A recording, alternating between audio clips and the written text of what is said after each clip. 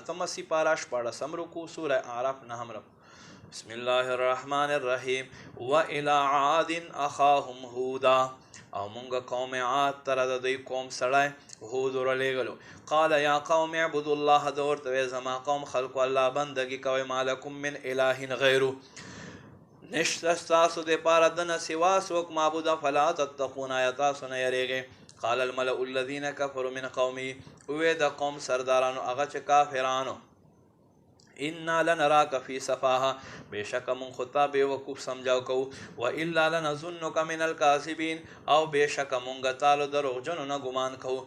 قال یا قوم لیس بی صفاها ای زما قوم خلقو بېوقوفی ما سره څه علاقه نشته ولکنی رسول من رب العالمین لیکن زه رسول یم د هغه ذات چې پالونکی د جهانونو دی. ابلغ رسالات ربي زه تاسو سره رسوم د خپل رب پیغام وانا لکم ناصح امین او زه ستاسو ډېر معتمد خیرخوا یم.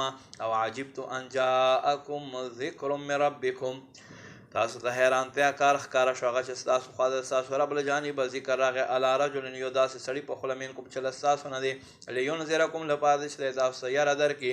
واذکروا یاد کړئ اذ جعلکم خلفاء من بعد یاد کړئ چې الله تاسو نایبان وګرځول وروسته من بعد قوم نوح وروسته د قوم نوح وزادکم فی الخلق بسطة او تاسو زیات وګرځولی بدن په بڑاو کې دا سره.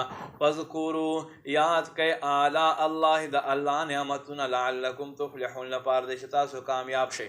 قالو دوی وی اجئتنا آیا تا مونږ خواته راته وکړو لنعبد الله وحده چې مونږ یو الله عبادت وکړو ونذر ما کان یعبد آباؤنا او مونږ پرېږدو چې هغه مونږ پلرونو به عبادت کولو. فأتنا بما تعدنا ته هغه عذاب راوړه چې کوم عذاب ته مونږ سره وعدې کوي ان كنت من الصادقین که ته له رښتونو نه یې.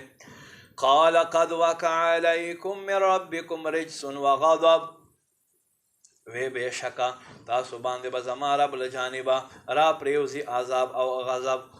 اتجادلوننی فی اسماء آیا تاسو ما سره جګړه کوئ په دې نامونو کې سمیتموها چې تاسو نامداره کړي دي انتم تاسو و آباؤکم د تاسو پلرونه دې بتانو لره ما نزل الله بها من سلطان الله د دې څه سند نه دی ښکته کړی. فانتظروا تاسو انتظار کوئ انی معکم من المنتظرین بېشکه زه هم تاسو سره لار ګورم.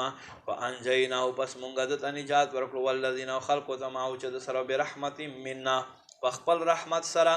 وقطعنا دابر الذین کذبوا بآیاتنا مونږ کټ وګرځولو زیلې د هغو خلکو جرړې د هغو خلکو چې زمونږ آیتونه یې دروغ وګرځول. وما کانوا مؤمنین او دا خلک ایمان ول نو